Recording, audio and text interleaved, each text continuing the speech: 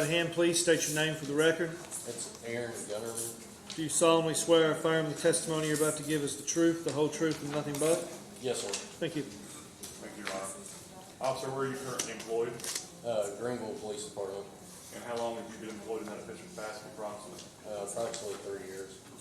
You're thus employed on or about the dates of March 29th or about March 31st of this year? Yes, sir. And on those dates in question, did you have an opportunity to investigate future crimes committed by Kenton Jones? Yes, sir. If Mr. Jones is present today here in the courtroom, could you point him out and positively identify him to the benefit of the court? Yes, sir. He's sitting beside his attorney.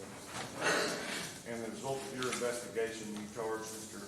Jones with various offenses of law, namely possession of a firearm by a convicted felon, as well as fleeing, evading police in the first degree. Is that correct? Yes, sir. If you would, please describe the facts and circumstances that support those felony charges along with other misdemeanor charges that you have charges with. Okay. So, officers was dispatched to Glenbrook for a suspicious vehicle that was parked in front of the laundromat. When the officers first went down there, we couldn't locate the vehicle. We stayed in the area kind of looking. Then the officers received another dispatch call that the vehicle had come back to Glenbrook. As officers was coming back down to Glenbrook, I could see the vehicle come up the hill. The vehicle drove through a residential yard, past officers. We then activated our equipment, and the vehicle took off running. The vehicle fled the Bonham, and then the driver took off running on foot. When the driver took off running on foot, Brian Myers, which is with the Youngberg County Sheriff's Department, took off chasing. I took off chasing after him. I came back to the vehicle and located a shotgun and some other information that led to the other charges. You were able to identify Mr. Jones on that occasion at the time that he fled from you? I seen Mr. Jones and Brian seen Mr. Jones. I didn't get a really good look at him, but Brian did. Okay. And then when I was able to figure out who it was, Brian identified him. And were you able to come back and confirm, you had charged him with possession of a firearm, you said that you found Stevens model 12 gauge there in the vehicle. Were you able to confirm that Mr. Jones was in fact a convicted felon prior to have that charge? Yes, sir. The facts and circumstances you just described that occurred in Youngberg County? Yes, sir, it did. Bill, I'll pass the witness, Mr. Sherman. Mr. Sherman. Thank you, Your Honor. Officer Gunnerman, just to be clear, have you had any relationship or contact with Mr. Jones in the past? No, sir. Do you know, you said Brian, is that Brian Melton? Brian Myers. Myers. Do you know if Brian has had any contact with him in the past? No, sir. Okay. You indicated that Officer Myers, I guess, had a better look at him, is that correct? He was the first vehicle in front of me that got behind Mr. Jones. Okay.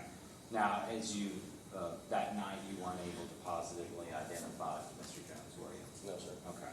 Now, did you all where did you get his name from, I guess? I talked to his girlfriend, Cammie Lovin. Okay. She told me that Mr. Jones had left about 10 minutes before we stopped him. Okay. And did she tell you what he was wearing? I described to her what we seen, Okay. and then she said that was what he was wearing. Okay. And let me ask you this, the people that were, I guess, the victims of menacing, they described what he was wearing. Were they showing a photo lineup or anything like that?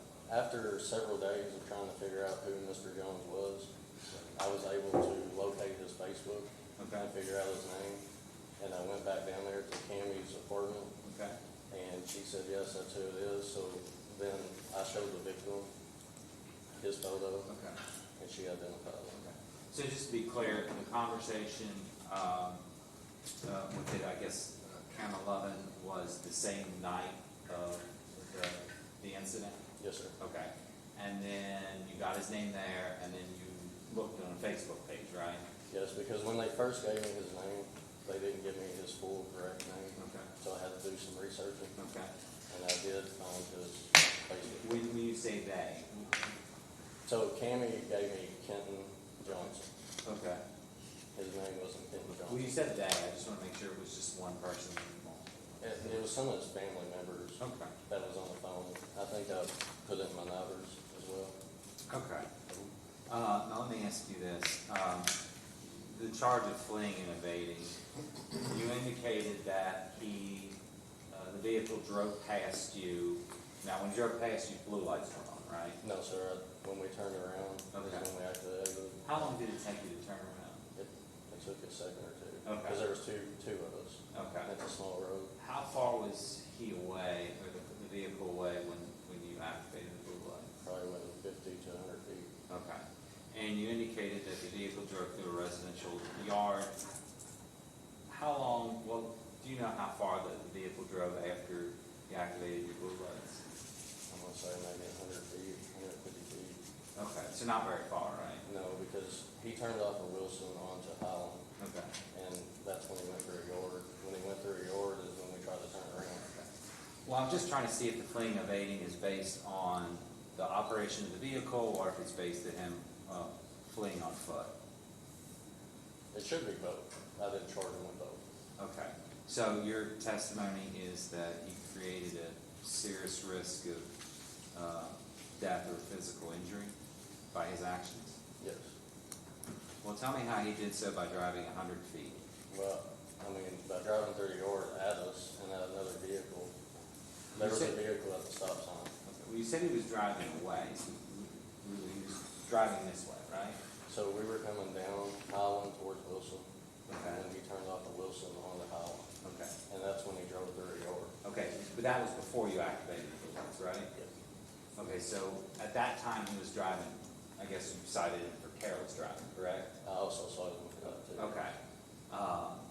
You hadn't activated your blue lights, so there was no lawful order for him to stop at that time, right? Okay. So we turned around. Okay. So I just want to be clear that the risk that you're saying is substantial death or serious physical injury occurred before there was a lawful order for him to stop, right? Yes. Okay. Now, how did he place you in serious physical injury, risk of serious physical injury or death by running? Running on foot or in the vehicle? Running on foot, we've talked about vehicle.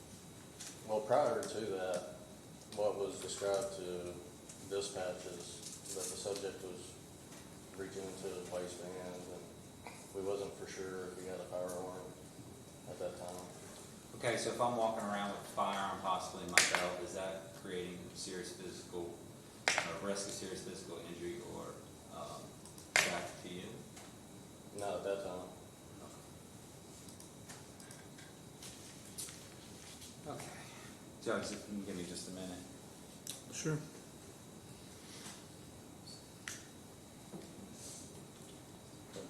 Just to be clear, this was not like a high-rate speed chase or anything, correct? It was very quick and over.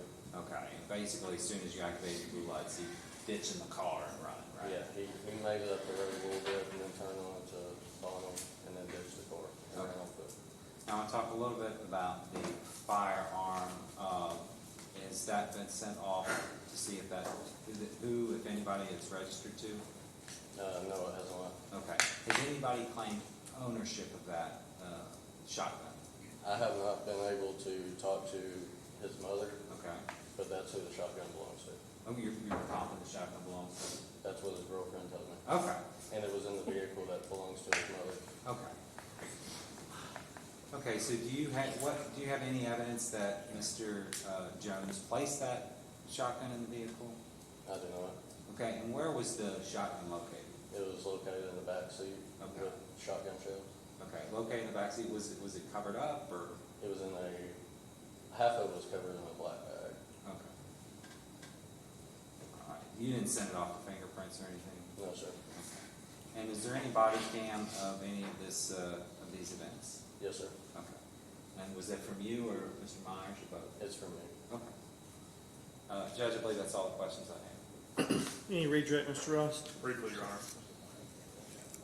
In regards to the possession of the firearm, was you able, you said it was located in the back seat? Yes, sir. Was it in open view, plain view? Yes, you could see it through the window. Would it be easily accessible to Mr. Jones from where he was sitting in the vehicle? Yes. Was there any other occupants in the vehicle? No, sir. In regards to the fleeing and evading,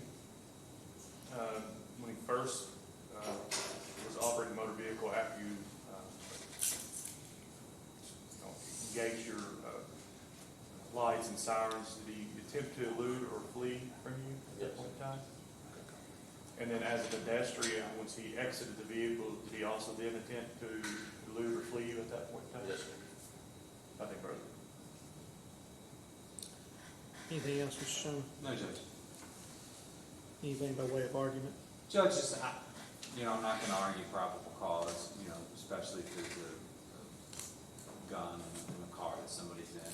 That I think meets the standard, although I don't think it's beyond a reasonable doubt. But in any event, we would just ask the court to take in consideration the testimony of Officer Gunnerman regarding what I would consider a very low level, if any, fleeing and evading when considering his bond. So I'll do that. Mr. Rice, anything? Judge, I think second degree is probably the correct charge after hearing the testimony. It still makes it a Class B felony. Right. So if the court's, inclined to offer some type of amendment, I wouldn't oppose an amendment to fleeing and evading second, but I do think there's probable cause to establish that. Mr. Jones, after having heard all the testimony, with regards to any amendment, I'm going to leave that to consideration of the grand jury as to what they feel is the most appropriate, whether it be a first or a second degree fleeing on this. There has been sufficient probable cause established that at least a felony and perhaps as much as 2 felonies have been committed and that you committed those felonies. As such, I'm going to bound this matter over to the next session of the Muhlenberg County Grand Jury. In light of the testimony I have heard here today and at your attorney's request, I will take another look at your bond in this matter, okay? Thank you. Thank you, Your Honor. You may.